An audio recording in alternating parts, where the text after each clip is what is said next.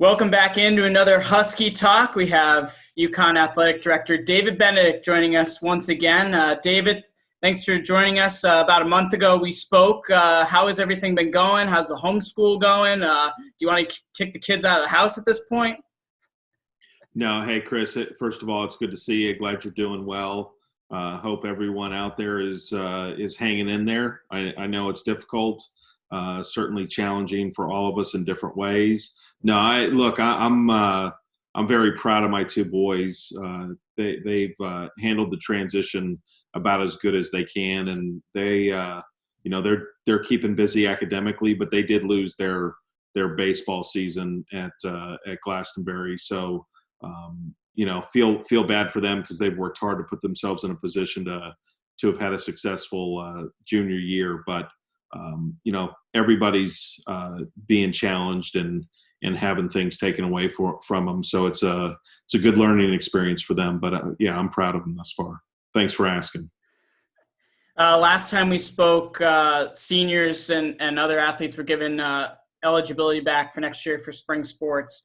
Obviously, you had a tough decision because the NCAA put it on the universities to make decisions on scholarships. Take us through the process of what you ultimately decided for UConn and kind of when you were crunching the numbers, what it looked like financially. Yeah, I think, there's been a lot of, obviously, schools that have talked about their decisions in this. For one reason or another, that hasn't come up in any of the conversations that I've had with media. But obviously, we made a decision when this first came out in consultation with the coaches that we have 24 sports, so we have a lot of sports, which means you have a lot of spring sport athletes.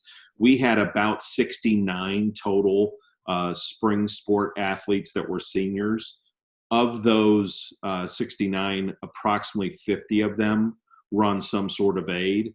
And again, just for our listeners out there, all of these sports are what we refer to as equivalency sports versus head count, where the head count sports, you get a full scholarship. Your equivalency sports typically get some sort of percentage. Now, as an equivalency sport, you can still give a full ride. It's just unusual that a coach would offer a full ride in an equivalency sport. But the amount of money it would have cost us to have been able to support everyone was around $1.4 million. And we just, as most people know, we're already challenged budgetarily. We know that there's going to be additional challenges next year, and we're not even sure exactly what's going to happen next year at this point in time, especially in the areas of revenue generation. So we were not able to financially provide for our seniors to come back if they chose to. So there's certainly opportunities for those kids if they do want to return and having conversations with their coaches if it makes sense for their return. To understand that, as I explained with the equivalency aspect of that, most of those kids are paying a significant portion of their tuition fees, room and board, or just their general costs. So it's a significant investment for them as well. So, have not gotten necessarily a total number. I think we will have a few people back. They'll choose to come back, and our coaches have the opportunity to provide aid to those individuals if they have aid available within their normal scholarship allotment. So we'll see how that turns out. Emotionally, certainly would have loved to have been able to done that, but from a financial fiduciary standpoint, we just don't have it. Everything is so fluid still, and everyone wants sports back. When can we expect a decision on fall sports, and how is UConn going to arrive at that decision? Well, there's an inexplicable connection between the academic side of what we do and the athletic side. And while there's a lot of different scenarios being discussed, we first got to get a decision that we're going to operate and have students, including student athletes, back on campus next fall. And there was a communication that came out, I want to say late last week, that suggests that the university will be making that decision no later than the end of June as it relates to the fall semester. So I think, between that time frame as well as the expected announcement on May 20th or shortly thereafter from the governor's office as it relates to their guidelines to reopening, that we should have some good guidance based on those two decisions. And I think that's going to guide us as it relates to the possibilities of being able to bring our student athletes back to begin fall sports. But we just don't have enough information at this point in time. And until we get those two decisions, it's not worth speculating. The NCAA Football Oversight Committee recently recommended that football teams would need to be back on campus around July 1st in order to start a season at a normal point. What are your thoughts on a timetable, and have you been in discussion with all your fall sports teams of how much time they would need to get their players ready for a season?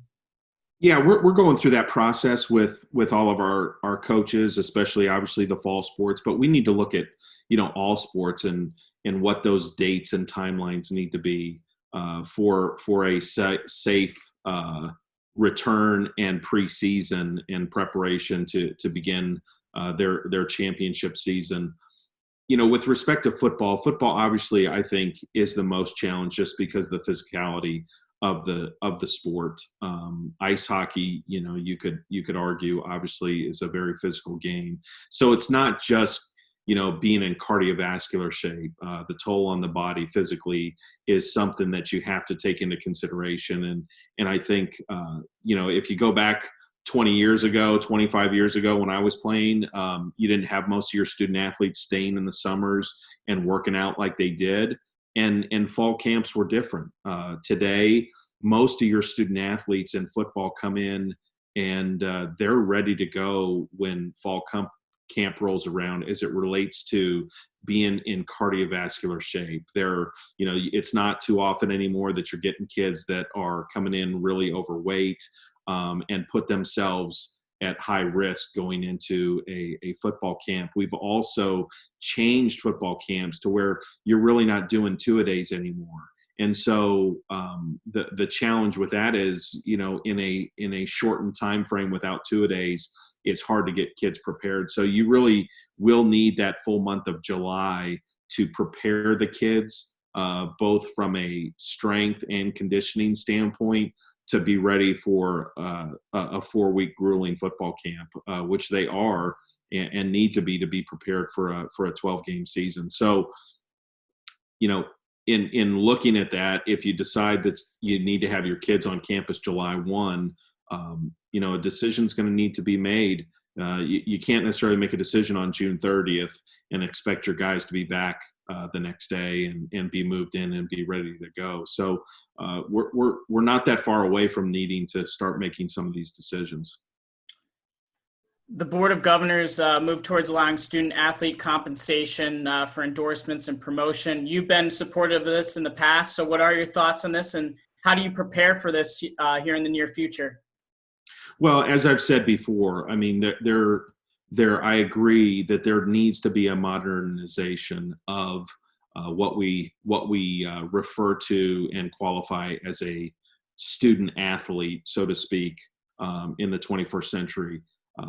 And so I think that some of these are steps. There still needs to be a lot of work as it relates to exactly what the Board of Governors has put forth to the membership to now go through the process, the legislative process. But, I'm looking forward to going through that process. I do think that there needs to be additional rights provided to our student athletes today. But, I also want to make sure that people understand from a philosophical standpoint. Look, I don't agree with pay for play.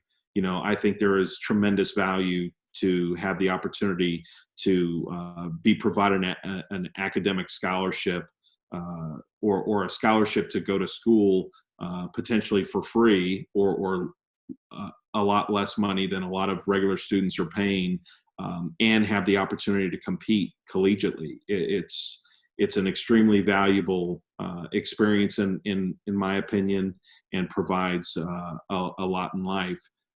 Now, with respect to the other side of this, I do think that there needs to be some additional opportunities for kids. And I'm a big proponent of what the G League or the NBA has done. I think if a young individual would rather go compete professionally right away and they have the opportunity to do that, they should go do that. I want kids to come to college and compete in college athletics that also value the opportunity that they're being provided academically. So I think our coaches do a tremendous job developing young men and women that prepare them for those opportunities later in life. So I think there's a lot of things that are going on right now with respect to opportunities professionally, like we talked about, opportunities to monetize some of the things that student athletes have and will benefit from in the future. So I'm looking forward to seeing how it plays out. UConn basketball season tickets and renewals are going to be coming out here in the next couple of weeks. What were some of the factors in deciding when and if to push this out to UConn Nation? Yeah, look, it's a very delicate, tough situation. Obviously, we know there's a lot of people, and I'm sure we've all been impacted by COVID-19 in different ways. I unfortunately had a situation a couple of weeks ago with a family member. So look, we're all challenged by this, but at the same time, we've got to plan for the future.